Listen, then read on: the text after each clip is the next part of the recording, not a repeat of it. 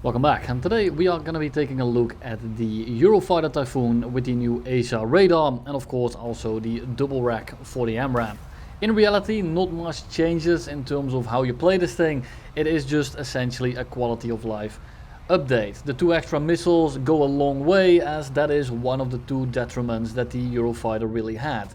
The second one being the radar, of course, and the radar is still not perfect. It likes to ghost a lot and it picks up targets that you don't really mean to pick up. It picks up air, but it's a lot better than the one that you find on the regular Typhoon, as it actually updates a whole lot quicker. And I still think that the Eurofighter is one of the best airframes in the entire game. Now I do think that with the AMRAAMs it's not the best plane in the game. That might still go to the ravioli, but I'm not entirely sure. It's a bit of a toss-up, but when it comes to the flight performance, it's definitely one of my favorites because it can just do everything. It's really fast, it turns well, it accelerates well, it pulls a lot of AOA if you need to. Really the only detriment is again close range engagements with the missiles, because the AIM-120s as well as the AIM-9M just aren't that great when it comes to shooting people off the rail. And it's the same thing as I said yesterday with the Gripen, where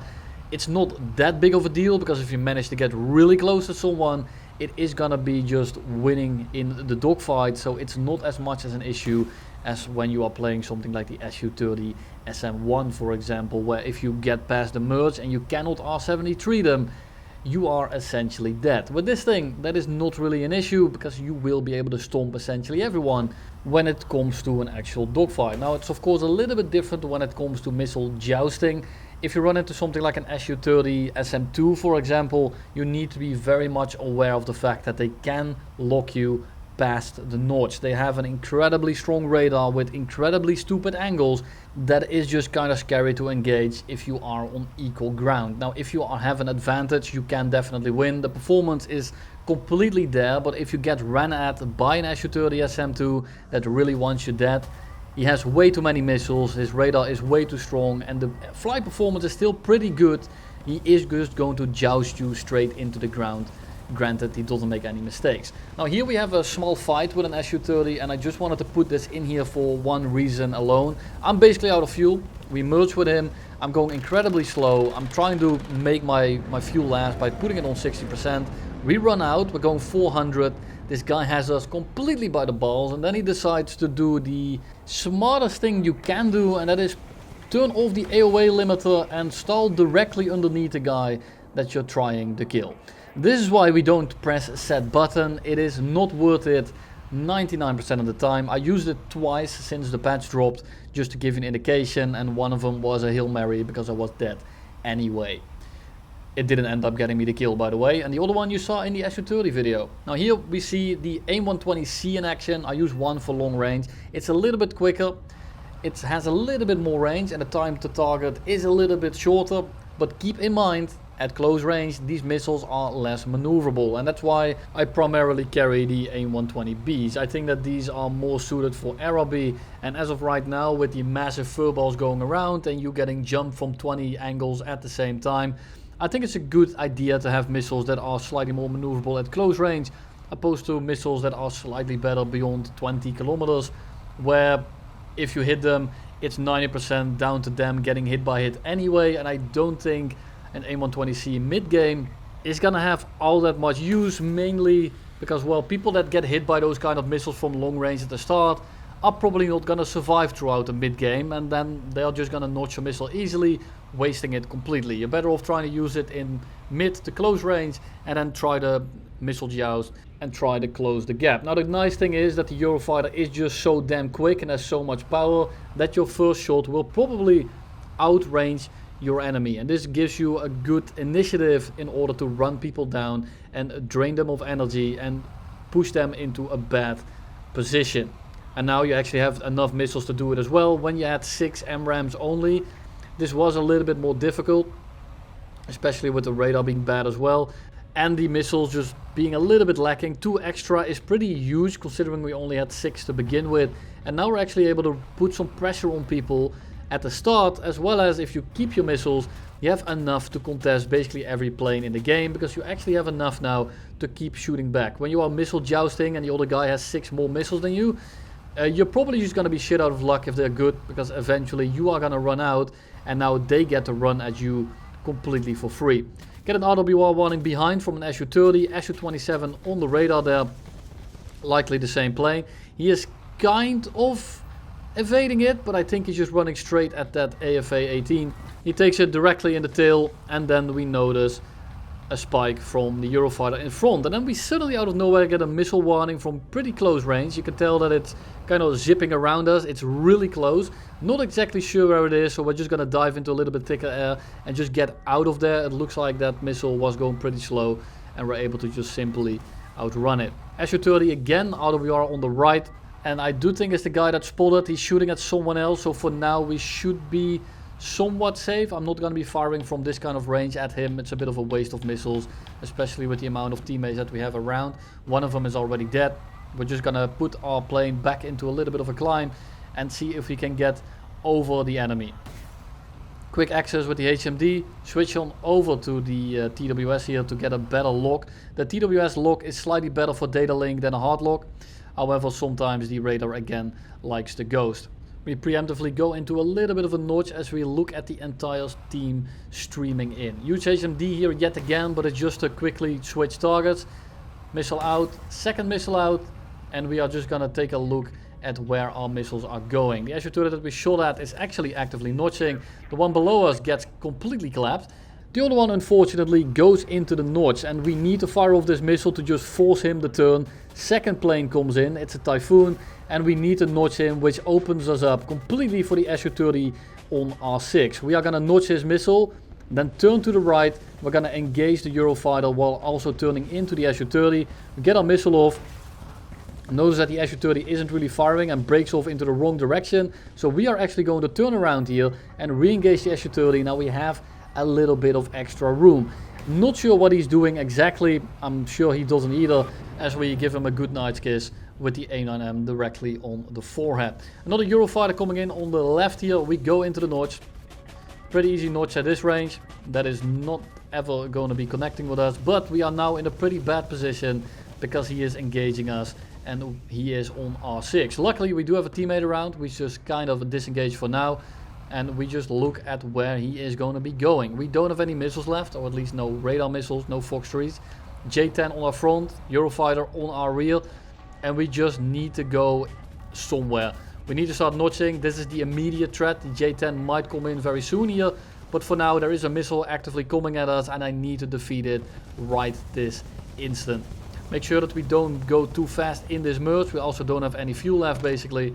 We go up over his nose, try to sit behind him, make him overshoot as he keeps afterburning.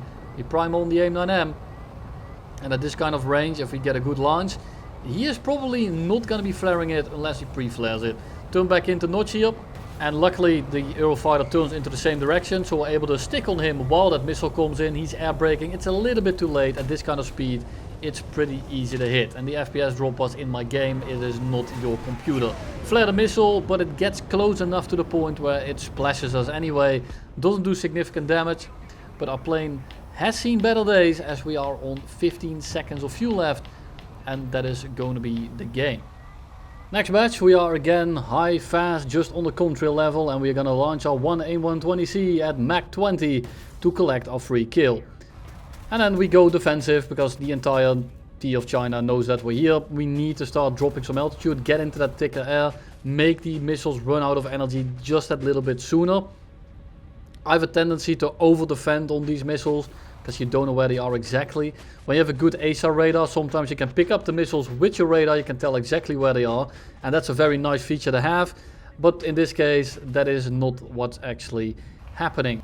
We are getting shot at from 3 different angles by 3 different planes. We are not sure what they are, but they are still pretty decently far away. So we're going to drop our altitude, get into even thicker air, and try to run these missiles out of energy. I don't know where they are exactly. There's multiple that are coming in. We need to defend these properly, because if I notch one, I probably won't notch the second or perhaps even the third one. So we just kind of pull them all in here. We drain them all of energy, and then we turn back in as we are free to do so. A little bit of an ambitious launch here on the F-18. but it seems like he's in the envelope, and I just want to have some missiles downrange in order to pressure them there and not let them run at me for free. At the very least, it gives me a little bit of room. If I'm lucky, he flies directly into it and I get a free kill. We notice we get locked on the right by Eurofighter. He's not that close just yet. He's beyond 15-ish kilometers. Another Eurofighter directly ahead. And there is the Eurofighter on the deck. He starts firing at a friendly. Gives us the ability to pull in and shoot at him. 2 missiles out. We go into the notch here. They are never going to be dodging these. So all we need to do is notch these properly. Both of them hit, however the Eurofighter somehow managed to survive the shot directly on his canopy, which is a little bit unlucky. Keep checking around because there's still like 6 missiles right behind us. We just need to get out of here. Luckily the Mika takes care of the Eurofighter Typhoon, and that is going to be that. Then we have another Mach 20 A120C from 30 kilometers from 9 kilometers of altitude. This should reach him incredibly easily, and flankers have the tendency of being bad at multi-padding because the plane is simply that big. To top it off, we also have some very mountainous terrain here, making it a little bit harder to stay below 60 meters. The terrain is very uneven, and if you just happen to fly over a little bit of a defilade as the missile is about to hit you, chances are you are going to be dying, and that's exactly what happens here. He's only crit, he is not actually going to be dying. And we're just going to ignore him as we look for the next target that we can rain directly from the top on. F-18 and a Eurofighter get 2 missiles as well. The Eurofighter might dodge that. The F-18 is going to have a bit of a harder time because he is right now over actual mountains as we are directly on top of him. Notching that downwards is very hard because he's already on the deck, and flying up costs a little bit of time. We get another kill. F-2000 shows up. And again, he's going to be over mountainous terrain. And when you try to multi-pad at this kind of range, from this kind of angle, when you have this kind of terrain underneath you, you're going to have a pretty rough time. He goes into the ground, and that is going to be kill number 2. And of course the Su-30 is still flying around somewhere on the map. Now we clear the flank. We can use our AESA radar to look around and basically get arcade level spotting around the map. And just have a very easy time looking where everyone is, and this makes navigating the match so much easier. And this is really something that the Typhoon, I wouldn't say necessarily needed, because I do think that it was good enough, but it's definitely something that is very much welcome. The Su-30 gets magicked out of the air, that's him out of the lobby, and now we are just gonna climb straight in. And I just want you to take a look at the speed. If you are not familiar with the Eurofighter, this thing is an absolute rocket. F-15, 14 clicks out, pretty easy shot, but he's already going sideways. Chances of him not dodging this are pretty slim. But we're just going to continue into the middle of the map as we close the gap by going Mach 1.67. I didn't even do that one on purpose, I'm terribly sorry. I do this all the time actually, and I've even done this before it was brain rot.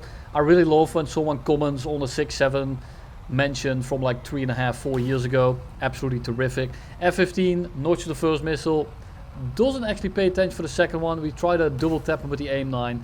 Not really necessary, but you never know. He might have notched it, and then the AIM-9 would have definitely done him in. Eurofighter shows up, notches the missile. Second plane shows up, not exactly sure what it is just yet. Eurofighter, and I just want you to look at this notching ability above Mach. The turn at this thing has at supersonic speeds is insane, and it's probably one of the biggest strengths that this plane actually has. Then we run down the other Eurofighter. The issue is that, well, we only have an AIM-9M. Now we can actually stay at medium altitude and try to run them down that way because our air is less thick and we're able to actually go faster. And we drop down directly behind him and we try to actually keep a little bit of altitude to run him down in the same way that I just said. We see the missile come in on the right. Is going to be the magic telephone pole that absolutely smites the Eurofighter Typhoon into the next dimension as I just fire my AIM-9M. And that's all I have for you today. Thank you all very much for watching, and I'll see you in the next one.